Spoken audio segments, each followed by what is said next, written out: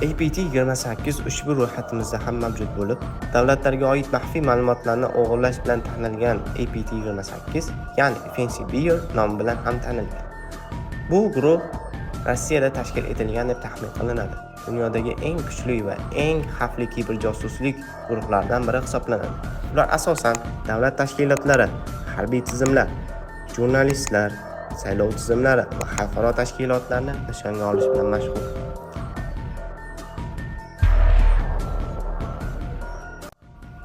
Ularni eng mashhur qilgan hujumlardan biri bu AQSh saylovlari bilan bog'liq hujumlar hisoblanadi. Ushbu holat 2016-yilda sodir etilgan bo'lib, APT eng ko'p aynan shu voqea sabab tanilgan.